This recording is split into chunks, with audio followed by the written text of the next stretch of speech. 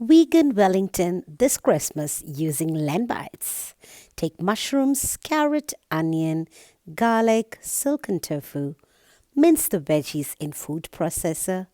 Saute them in a bit of oil till they're golden, nicely cooked and fragrant. Add the fresh herbs, thyme, rosemary, and mix well. Now add the LENbites.